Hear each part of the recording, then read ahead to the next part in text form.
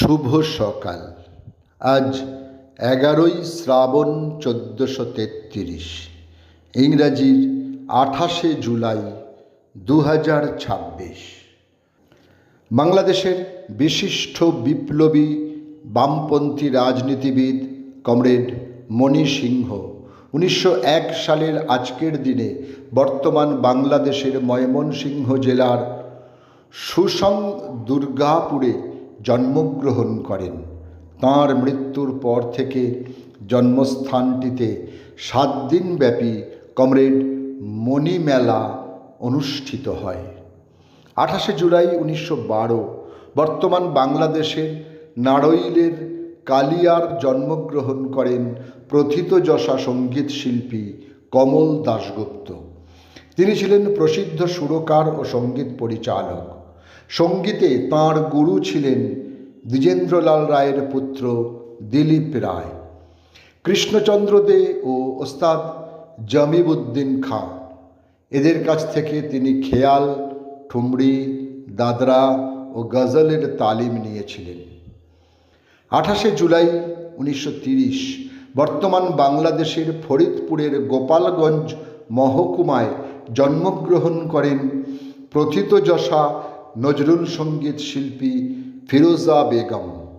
নজরুল সঙ্গীত ছাড়াও বিভিন্ন আধুনিক বাংলা গান, গজল, কাওয়ালি, ভজন, হামাদ নাওত ইত্যাদি গানে তিনি অসাধারণ ছিলেন।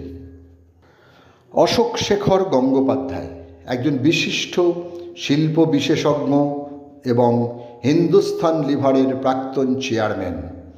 আজ তাঁর জন্মদিন। 28শে জুলাই 1935 পাটনায় তিনি জন্মগ্রহণ করেন। তিনি যুক্ত ছিলেন ভারতের প্রধানমন্ত্রীর বিজ্ঞান উপদেষ্টা পরিষদে।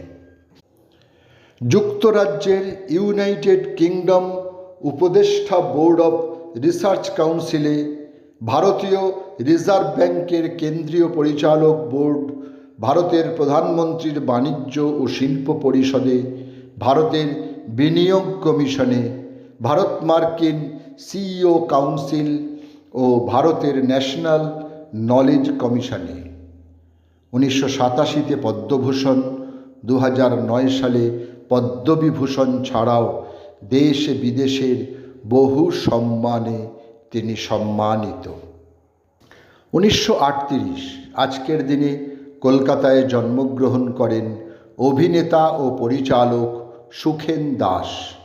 1961 সালে তাঁর প্রথম ছবি কঠিন মায়া মুক্তি পায়।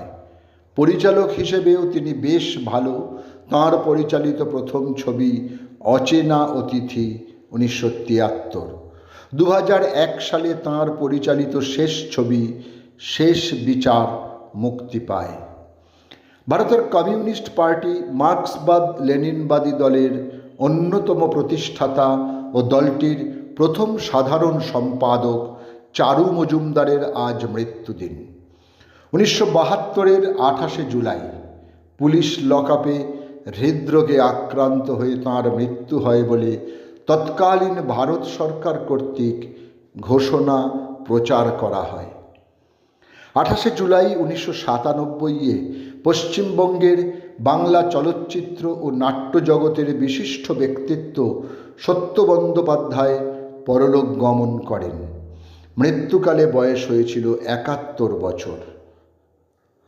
আহমেদ ছফা বাংলাদেশের একজন খ্যাতনামা লেখক। 2001 সালে আজকের দিনে তিনি পরলোক গমন করেন। তাঁর লেখা বেতারে খবর ঝরে, তাজা খুন, কাঁচা প্রাণ ঝরে, ভিয়েতনামে পথে পথে, নগরে বন্দরে, বনে বনান্তরে, রক্ত ঝরে, রক্ত ঝরে, তপ্ত রক্ত ঝরে। 28শে জুলাই 2016 কলকাতার বেলভিউ ক্লিনিকে শেষ নিঃশ্বাস ত্যাগ করেন বাংলার একজন মহান লেখিকা মহাশ্বেতা দেবী। মৃত্যুকালে বয়স হয়েছিল 90 বছর।